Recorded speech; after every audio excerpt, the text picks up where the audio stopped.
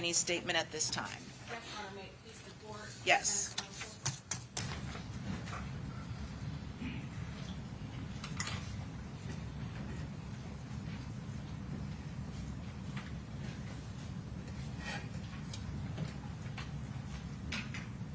Members of the jury, last week all of you unanimously found all four defendants guilty beyond all reasonable doubt of first premeditated murder. We are now in penalty phase, and the state of Florida is asking each of you to recommend the most severe sentence that our state allows, and that is the death penalty for each of the defendants in this case based on the aggravating factors that exist. You have heard that not all murders qualify as first-degree murder under our law. And as you were instructed last week in the jury instructions, that not all murders are first-degree murders. You've heard about second-degree murder and manslaughter, both of which do not warrant and cannot be punished by the death penalty. And now you have heard, as the judge has instructed you this morning, that not all first-degree murders warrant the death penalty.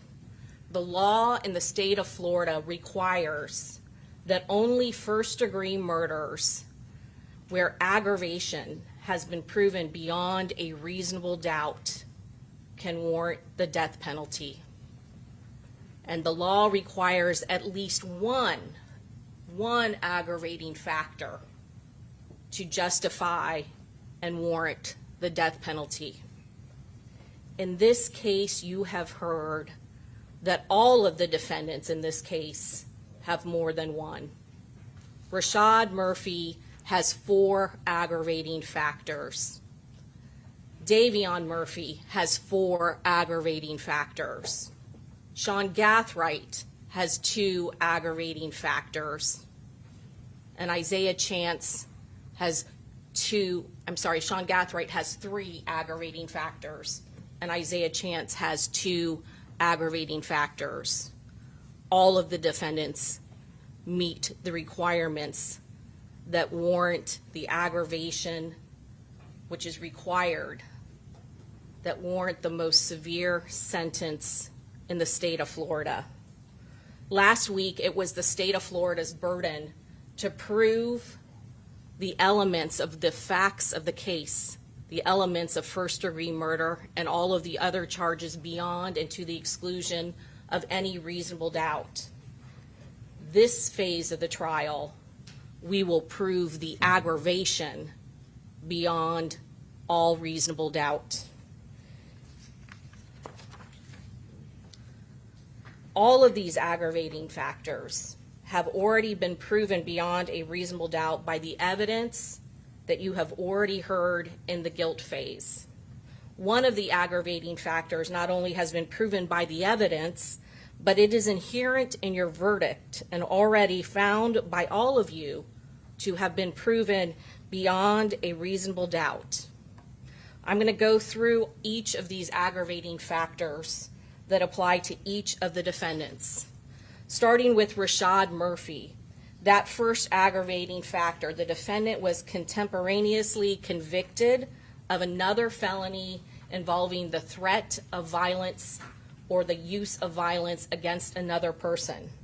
When you found Rashad Murphy guilty of 3 counts of attempted second-degree murder for the attempted murder of Gino Norris and Xavier Edwards and Camilla Bentley, in your verdict, you found and convicted him of another violent crime against another victim in this case.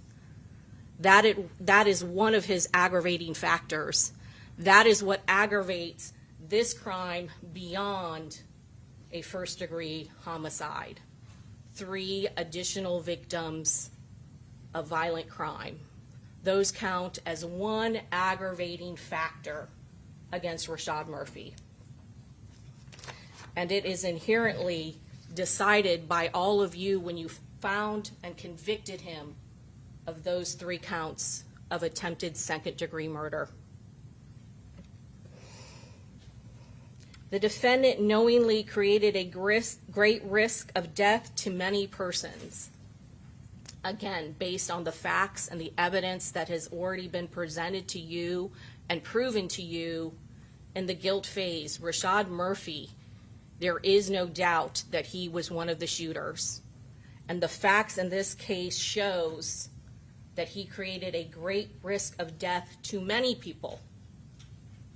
Again, your convictions for the 3 counts of attempted murder, second-degree murder of those 3 other victims show that there are other victims that were in danger of losing their lives. You have him firing into a vehicle of the victim in this case, where there were 2 other people in his car with him who did get shot. You also have a vehicle behind him. His girlfriend, Charles Jones' girlfriend, she was parked behind him with 2 other passengers in her car. They were also exposed to death. He created a risk of death to many people. And let's not forget Camilla Bentley, who was in a car that was next to the victim, Charles Jones, when he was killed. Her car was fired upon, and she also was shot during the course of them trying to kill Charles Jones. But the risk to many people goes beyond all 3 of those additional victims that were shot and killed in this case. They fired on that victim in a hotel parking lot that was filled with guests, filled with cars. They knowingly decided to kill Charles Jones at that location, creating a risk of death to many people beyond the one that they killed, the 3 others that they shot, but to the guests and the employees of that hotel. And you heard directly from 2 other victims in this case, Audra Agramonte, who was in one of those hotel rooms where she was moving in her daughter to the University of South Florida, where her and her husband and her daughter's boyfriend all had to go down to the ground because bullets flew into their hotel room. You heard from Pablo Gabor how him and his family were in their hotel room and how bullets came into his hotel room. It is beyond all reasonable doubt that we have proven this aggravating factor as well against Rashad Murphy and against all of the shooters in this case. The defendant knowingly created a great risk of death to many persons. The 3rd aggravator, Rashad Murphy, cold, calculated, and premeditated. Cold means that the murder was the product of calm and cool reflection. Calculated, having a careful plan or prearranged design. The period of time for premeditation must be long enough to allow for reflection. For this aggravating circumstance, the premeditation must be heightened. There is a substantial period of reflection that is required for this aggravator. And again, you have heard the facts of this case that show how cold and calculated this plan was to kill the victim in this case. And the final aggravating circumstance that has been proven against Rashad Murphy is that the capital felony was committed by a criminal gang member. You have already made a finding beyond all reasonable doubt that the defendant was a gang member or associate in a criminal gang. and that the defendant committed the crime for the purpose of benefiting, promoting, or furthering the interests of that criminal gang. How the aggravating factor is different from the enhancement that you made during the guilt phase of this trial is that the enhancement allows for either a criminal gang member or a criminal associate. The aggravator only applies if the defendant is a criminal gang member. And again, the facts in this case, proven beyond all reasonable doubt, is that Rashad Murphy was indeed a criminal gang member. And the distinction between a member and an associate is the number of criteria that they meet. An associate only has to have one. A criminal gang member has to have two criteria, or meet the criteria for the criminal gang statute to be recognized under the law as a criminal gang member. And for Rashad Murphy, there were 3 different criteria that he fell under. He definitely was proven to be a criminal gang member pursuant to the criminal gang statute. Davion Murphy. Davion Murphy has all of the same aggravators that we have just gone through and went over for Rashad Murphy.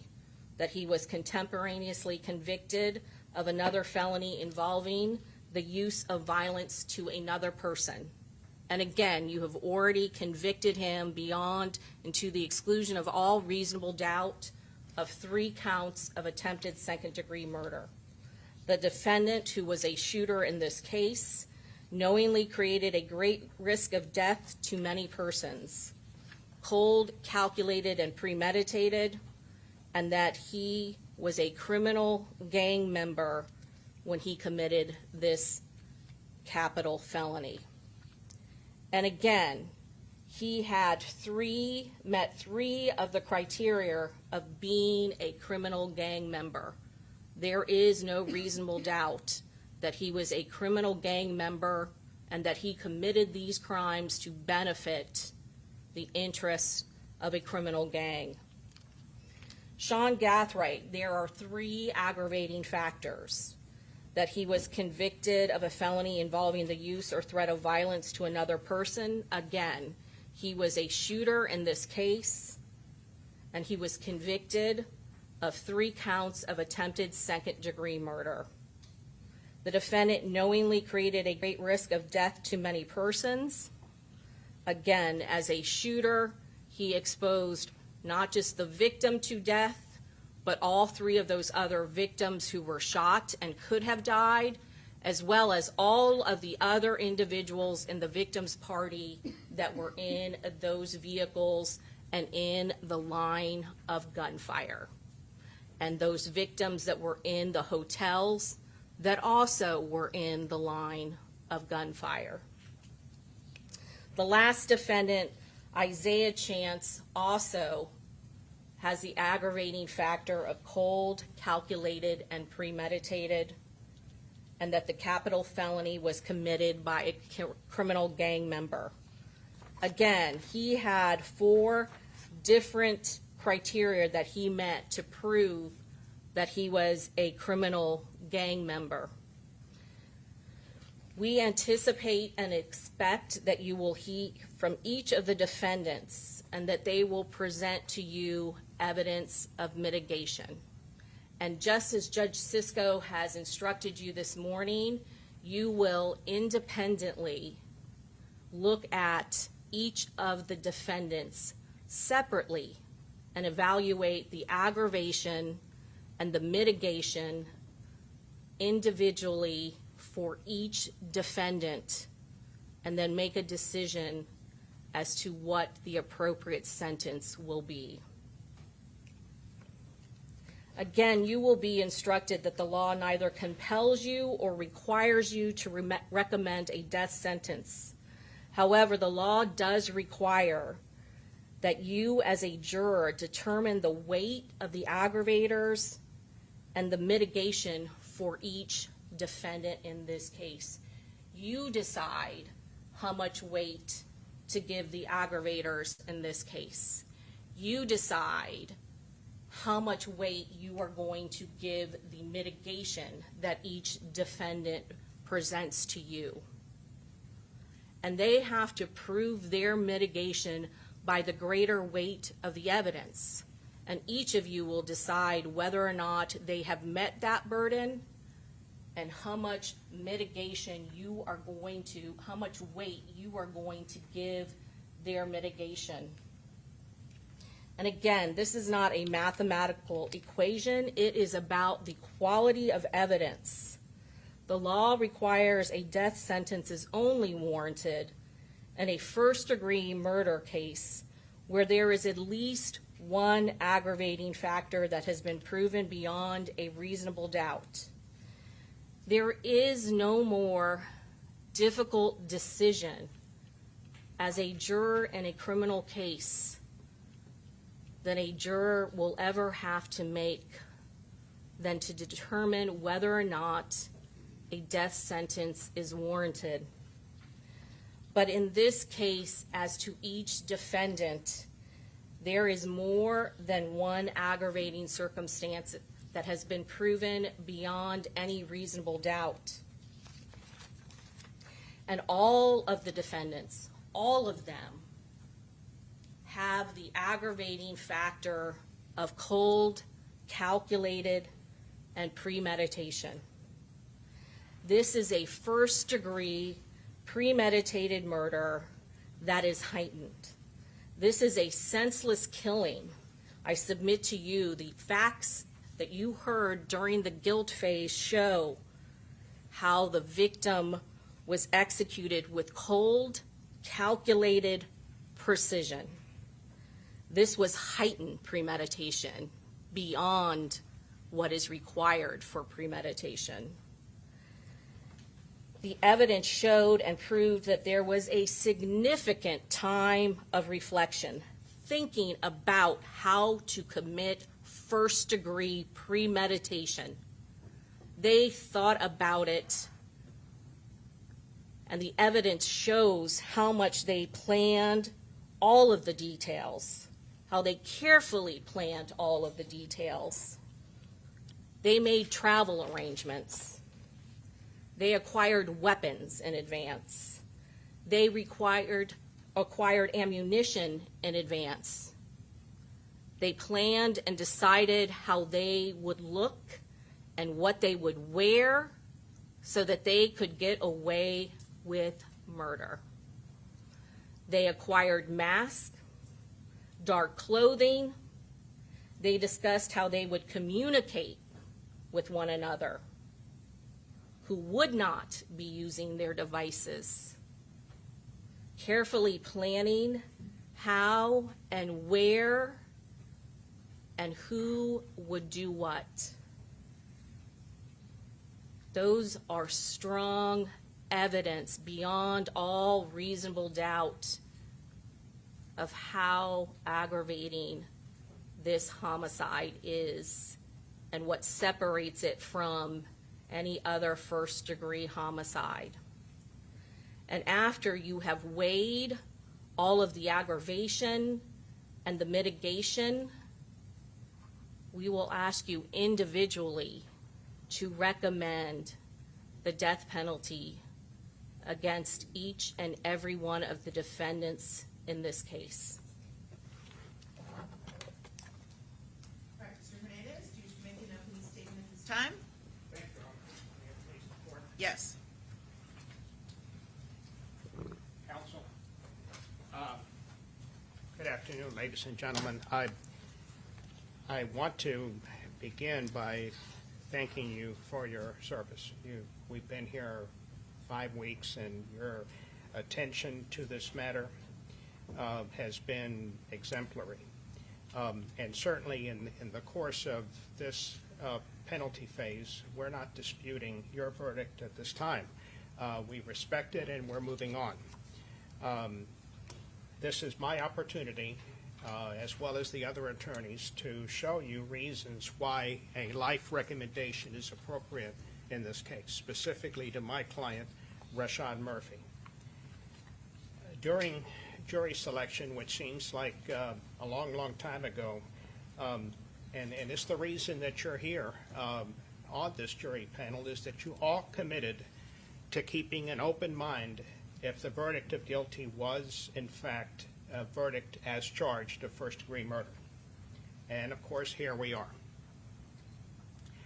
As you've been reminded and will be reminded, I'm sure, a lot more during the course of this week, your recommendation carries great weight. As I think I indicated during jury selection, it's a term that kind of bothers me because it suggests that you're simply making a recommendation and then it becomes somebody else's decision. And the truth is that legally, your vote is something that does carry great weight, and the court has to give it great attention, and it's not often when a court disagrees and rules differently.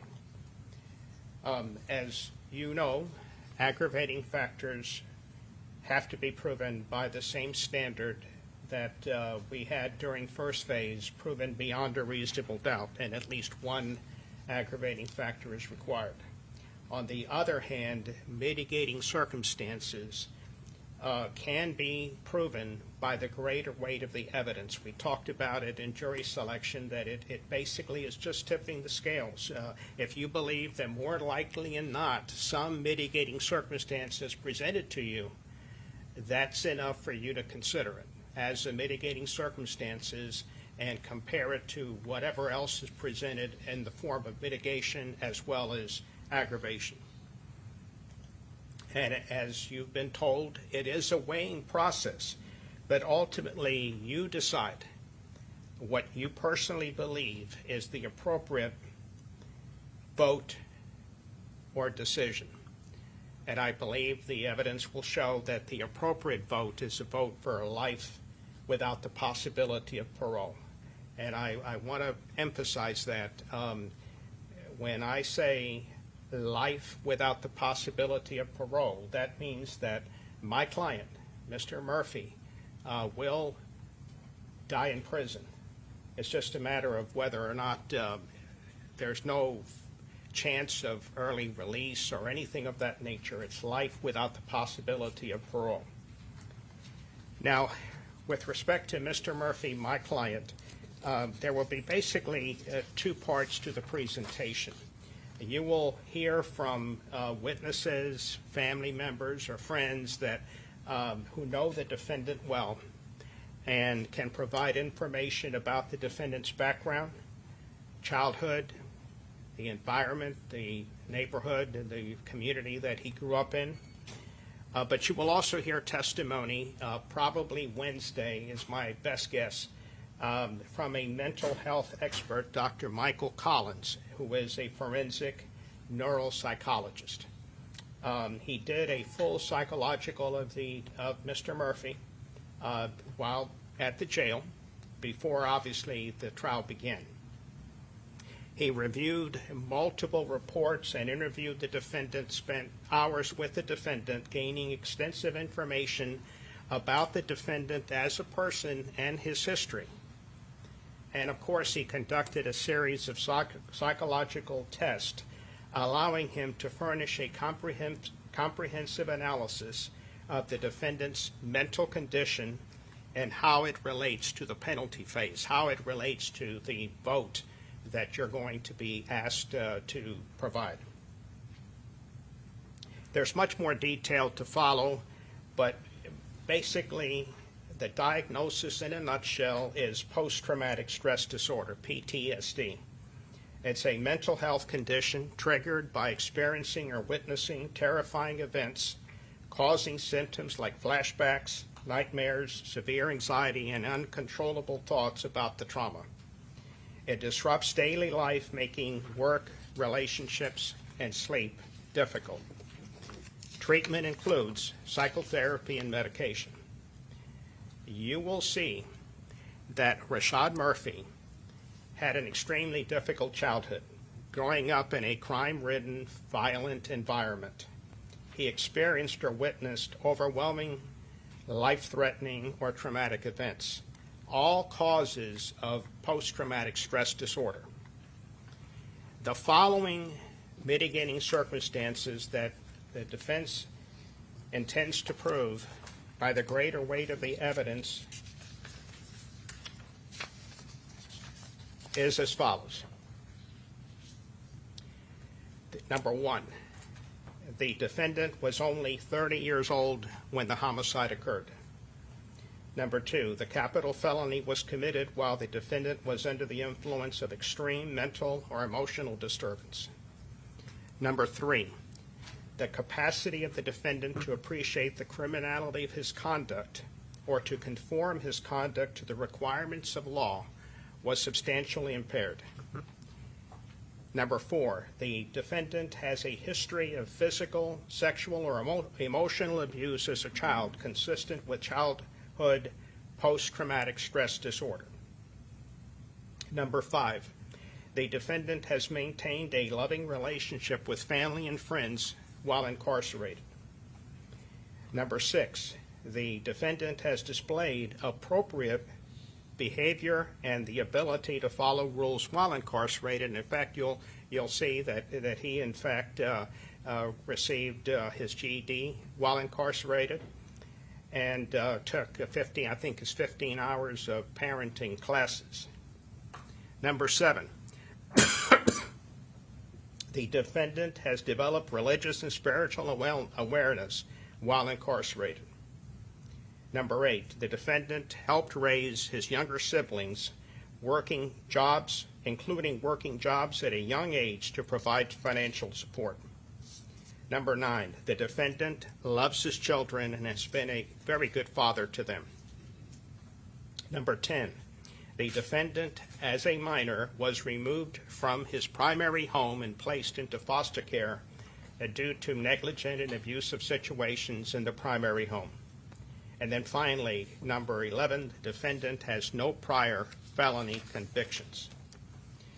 Now, ladies and gentlemen, I saved number 11 for last on purpose because I believe the evidence is going to show that despite the terrible environment that the defendant grew up in, despite these scars, despite the mental issues he lives with on a daily basis, Rashad Murphy has no prior felony convictions. He was 30 years old at the time of the offense, and he has no prior felony convictions.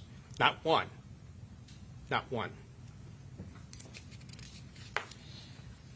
Before you vote, I will ask you to compare that fact, not disputed by the state, that the defendant has no prior felony convictions.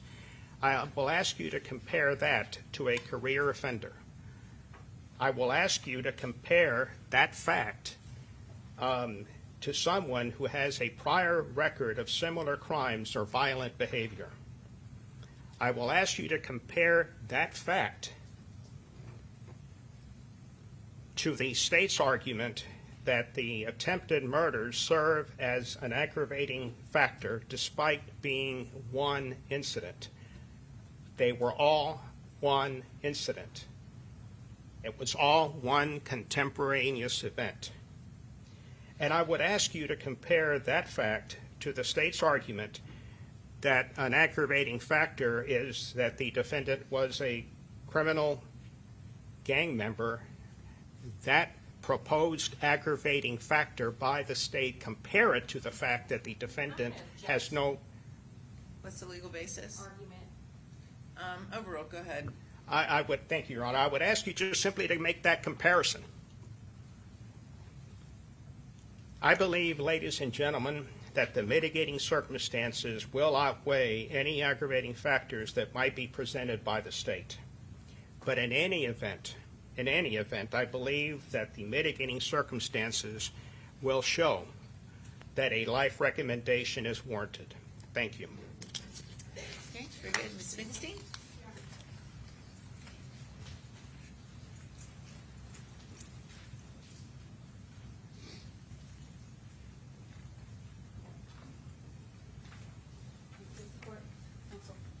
Good afternoon. Members of the jury, we first want to thank you for your attention and your thoughtful, thorough consideration in the case so far. We all understand the significance of what you have done and what we're asking you to do. I ask that you continue to listen intently and give this second phase of the trial the same attention that you did the first. We saw you taking notes, listening. We know it's been a long several weeks. Nothing in this phase is intended to diminish the seriousness of the charge or what happened in this case. The pain caused, the value of the life lost. Mitigation and mitigating factors are not an excuse. They're an explanation. They tell a story. This is the part of the trial about Sean Gathright, about the person. And this is not about asking if Mr. Gathright is guilty or not guilty. You have already found that with your verdict, and we respect your verdict. This phase asks a different question, and it's not even whether or not Mr. Gathright should be held accountable. He will be. The question now is, should this very young man be permanently sentenced to death, or does he have a life worth saving? During this phase, you're going to hear about who Mr. Gathright was before the events that you've heard about in this trial. You're going to hear about a childhood that was marked with some instability due to being in a military family, repeated separations from his parents, some abuse by his father, loss, absence of steady guidance during some of his most formative years. You're going to hear that Mr. Gathright was barely 18 years old at the time of this crime, the youngest, at an age where society, common sense, and the law itself recognize that judgment, impulse control, and decision-making are still developing. He's still maturing. As he sits here today, he's only 20 years old. The evidence is going to show you that Sean Gathright is not a man beyond hope or beyond redemption, but a very young human being, still capable of growth, maturity, accountability, remorse, and change. You're going to hear some other really important things, and you're going to hear from people that know him best. You're going to hear from several of Mr. Gathright's family, friend, guidance counselor, and they're going to tell you about a loving, respectful, nonviolent young man that they knew. A smart student, a good student, who loved his family, was a good uncle, helped others, did mission trips, fed the homeless, worked hard, built a business, and showed great potential for a meaningful future. You're also going to hear from an expert who's going to tell you that even in prison, Mr. Gathright can live a constructive life where he can continue to mature and positively affect others, including his family and friends who he maintains a relationship with, but also other inmates. And he can be held accountable without ending his life. At the end of this phase, I will get back up here and I'm going to ask you to consider all of the circumstances that will be presented in that evidence. And I'll give you a long list of things that I think have been shown at that time. I'm going to ask you to not define Mr. Gathright solely by the worst thing that he's done at 18 years old, but to recognize that he still has meaning. His life still has value. Death is never required, and Sean Gathright has a life worth saving. Thank you. All right, Ms. Toomey, do you wish to make an opening statement at this time?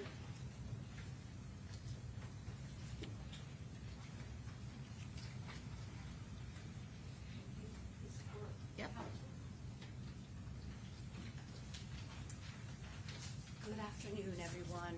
I just want to start off by thanking you for the time that you have taken away from your family, your friends, your job, and sacrifice what you've sacrificed in order to do this for all of us.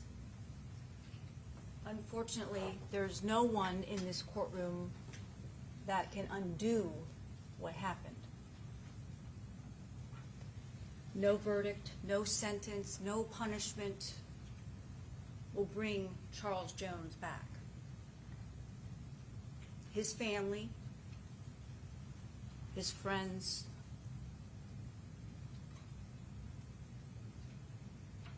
are experiencing and did experience real pain. We acknowledge that, and we fully accept and respect your verdict of guilt. But by virtue of your verdict, Davion Murphy's fate has been sealed. He will die in Florida State Prison. That is for sure. That's a fact. He's going to die one way or another.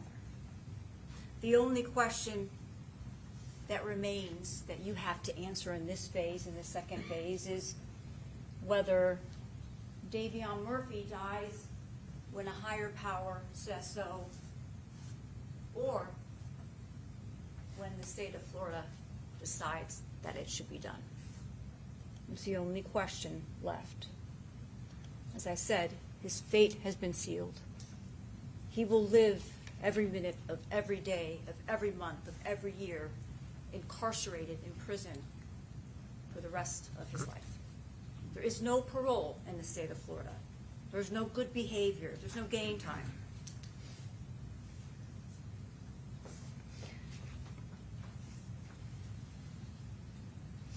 And Mr. Davion Murphy's life is worth saving. An individual should not be judged by one tragic, terrific event. You have to consider the whole person. And that's what mitigation is. I expect that you're going to hear testimony from several doctors. You're going to hear from Dr. Eisenstein. He's a neuropsychologist. And he's going to tell you about Davion's childhood, his intellectual struggles in school, how he has a very low IQ. He was in ESE classes. He was in an IEP program while he was in school. But one of the most defining things in Davion Murphy's life was when Davion Murphy was just a mere 12 years old. And his father got arrested and charged with murder. His father and his uncle were charged with the same murder. And as you all sit here, as we all sit here, as Davion Murphy sits here, his father is doing life in prison. That happened when he was 12.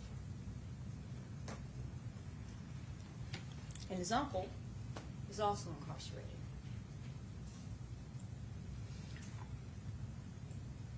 As you know, as you've heard in the first phase of this trial, Mr. Murphy grew up in Jacksonville. And at a young age, 12, 13, 14, 15, violence and death were the norm in those communities, in that community that he lived with. It became normalized. I also believe that you will hear from Dr. Eisenstein and tell you that he grew up without a father figure, obviously, no stable environment, no financial stability whatsoever in his life. You're also going to hear that Davion himself was shot that he's had multiple close family members that have been shot and killed. Close friends shot and killed at a very young age. To Davion, death and violence were normalized. You're also going to hear from Dr. Rubino, and he's a neurologist. We had some PET scans and MRI scans done of Davion Murphy's brain. And he's going to testify that Davion Murphy has brain injuries, global brain injuries, from multiple vehicle accidents, fights, other head trauma that he experienced from a young age and into his young adult age. And he's going to tell you that those brain injuries, and you'll see slides, and Dr. Rubino will tell you what those slides mean, but that those brain injuries cause him to have lack of judgment, lack of ability to stabilize his emotions, his inability to think about the consequences ahead of time, that he's a follower, not a leader. The first phase, you were decided whether or not Mr. Davion Murphy was guilty or not guilty, and he had the right, just as we all do, to defend himself. And as I said, we fully respect and accept your verdict. But during this phase, I'm going to ask you to consider all of the mitigation that we present on his behalf, and consider him as a whole person, who he is today, how he got here today, why is he sitting in this courtroom here today? Well, there's a reason. And I believe the mitigation that we present will give you that reason. And you should know that this is not a numbers game of how many aggravators the state has listed, or how many that they've even proven or have proven, or they've proven them all. Mitigation is individual to you, to each defendant, but individually a moral vote. It's a judgment that each one of you alone get to make. You guys will discuss the evidence, the mitigators, and things of that nature, but it's each of you has your own vote.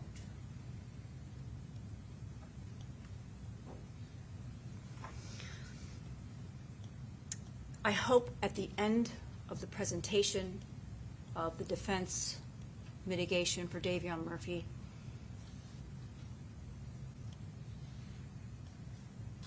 gives him the just punishment of life in prison without the possibility of parole. Because the aggravating factors are just, they're there. But it's not going to outweigh the mitigation that we present. So at the end, I'll stand up here one last time and ask that you vote for life. Thank you. All right, very good. And at this time, Mr. Petridis, you reserve until the presentation of your evidence, correct? Okay, very good. Okay, State, call your first witness.